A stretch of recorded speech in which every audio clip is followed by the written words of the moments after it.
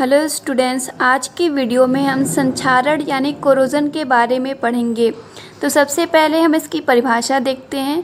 तो यदि कोई धातु वातावरण में खुला रखते हैं तो वातावरण में उपस्थित गैस और द्रव धातु की सतह से अभिक्रिया करके उसे नष्ट करने लगती हैं। इस प्रक्रिया को ही हम संक्षारण या कोरोजन कहते हैं। तो इसकी परिभाषा हम लिख सकते हैं कि वातावरण की मंद व स्वतः परिवर्तित क्रिया द्वारा यानी धीमी लेकिन अपने आप होने वाली क्रिया के द्वारा धातु के सतह के कलुषित होने की प्रक्रिया को यानी धातु के सतह के नष्ट होने की प्रक्रिया को ही संक्षारण कहते हैं।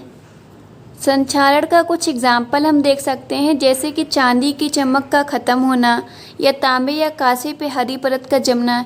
इसके अलावा लोहे पे जंग लगना, ये सभी ही संक्षारण का ही एग्जाम्पल हैं। आगे हम संक्षारण की क्रियाविधि देखेंगे, यानी संक्षारण किस प्रकार से होता है। तो इसमें हम लोहे पर जंग लगने की क्रियाविधि को देखेंगे। इसके क्रियाविधि को समझने के लिए हमने यहाँ पे आयरन का एक टुकड़ा लिया है, जिसपे हम जल की एक बूंद लिए हुए हैं। चूँकि हम जानते हैं कि जो जल होता है उसमें ऑक्सीजन और कार्बन डाइऑक्साइड विलेय होता है, इसलिए हम देखते हैं कि ये जल में विलेय होके जल से अभिक्रिया कर लेती हैं।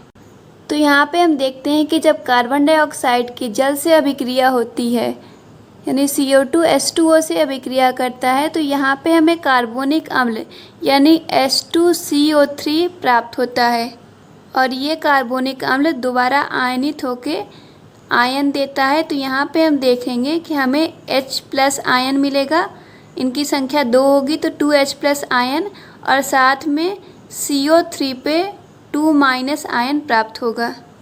तो इस प्रकार से हमें जल की बूंद में 2 प्रकार के आयन H+ आयन और CO3 पे 2- आयन प्राप्त होगा। इसके अतिरिक्त हम देख रहे हैं कि जो जल की बूंद है उसमें H2O जो है स्वतः आयनित होकर H+ आयन और OH- आयन देगा। और इन आयनों के अतिरिक्त हम देख रहे हैं कि जो ऑक्सीजन इसमें आ रही है तो वो ऑक्सीजन भी इस बूंद में उपस्थित रहेगी। तो हम देखते हैं कि इन अभिक्रियाओं के फलस्वरूप हमें जो H+ आयन और ऑक्सीजन प्राप्त होती है, ये ही जंग लगने में सहायक होती है।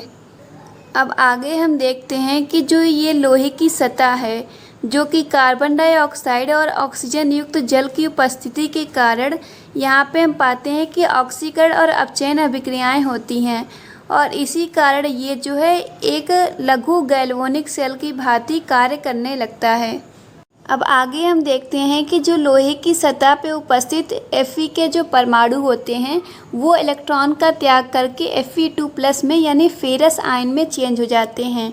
तो चूँकि हम देख रहे हैं कि यहाँ पे इलेक्ट्रॉन का त्याग हो रहा है यानी ऑक्सीकरण अभिक्रिया हो रही है, और चूँकि हम जानते हैं कि सेल में जहाँ पे ऑक्सीकरण अभिक्रिया होती है वो क्षेत्र एनोड होता है, इसलिए ये क्षेत्र एनोडिक क्षेत्र कहलाएगा।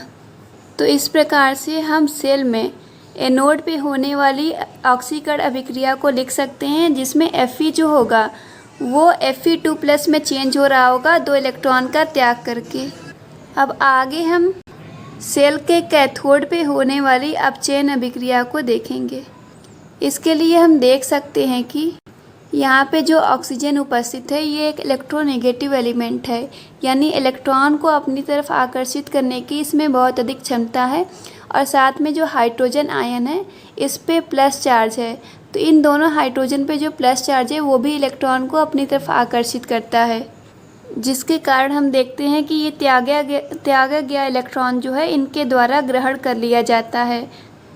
और चूँकि यहाँ पे इलेक्ट्रॉन का ग्रहण हो रहा है, इसलिए ये क्षेत्र जो होगा यहाँ पे अपचयन की अभिक्रिया होगी और ये कैथोडिक क्षेत्र कहलाएगा। तो यहाँ पे हम कैथोड पे होने वाली अपचयन अभिक्रिया को देख सकते हैं, जिसमें हम देखेंगे कि ऑक्सीजन और हाइड्रोजन आयन ये दोनों ही इलेक्ट्रॉन को, इसके त्यागे गए इलेक्ट्रॉन को ग्रहण करके यहाँ पे हम देखते हैं कि H2O में परिवर्तित हो जाते हैं। इसके लिए हम अभिक्रिया को बैलेंस कर लेते हैं। तो 4 हाइड्रोजन आयन 4 इलेक्ट्रॉन से अभिक्रिया करेंगे और 2H2O प्राप्त होगा। तो हम देख रहे हैं कि यहाँ पे कैथोड और एनोड पे ये ऑक्सीकरण और अपचयन अभिक्रिया संपन्न होती है। अब आगे हम कैथोड और एनोड की जो अभिक्रियाएं हो रही हैं, यानी जो इस लघु गैल्वेनिक सेल में कुल अभिक्रियाएं हो रही हैं, तो कुल संपन्न नेट अभिक्रियाओं को देखें तो इसके लिए हम दोनों अभिक्रियाओं को जोड़ेंगे। तो सबसे पहले हमें यहाँ पे इलेक्ट्रॉन जो है दोनों में इक्वल होना चाहिए। त्यागा गया इलेक्ट्रॉन ग्रहण किए गए इलेक्ट्रॉन के बराबर होना चाहिए। तो इसके लिए हम पहली अभिक्रिया में 2 से मल्टीप्लाई कर देंगे।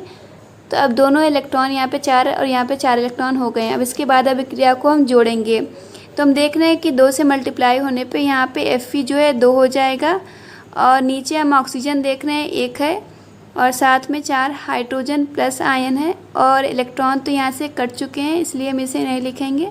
और इस साइड हम देख रहे हैं कि ये हो जाएगा 2 Fe पर 2 प्लस आयन, और साथ में 2 H2O प्राप्त होगा।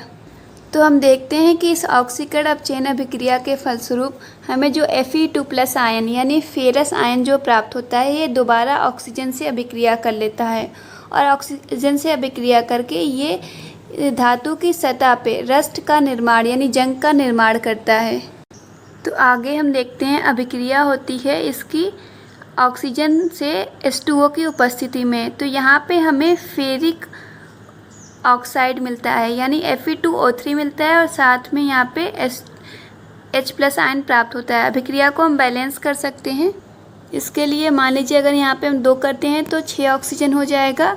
तो 2 ऑक्सीजन यहाँ पे है, 4 ऑक्सीजन यहाँ पे, और तो ये 6 ऑक्सीजन हो गया है।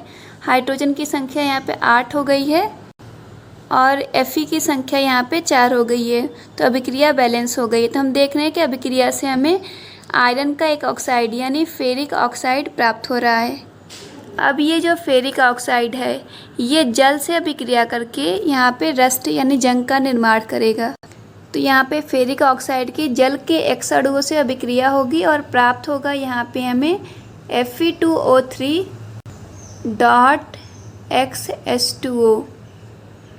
तो ये हम देख सकते हैं कि ये जल योजित आयरन थर्ड ऑक्साइड है।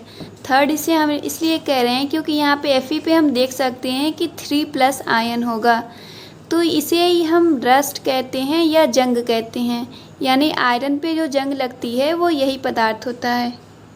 तो इस प्रकार से आयरन पे जंग लगने की क्रियाविधि संपन्न होती है।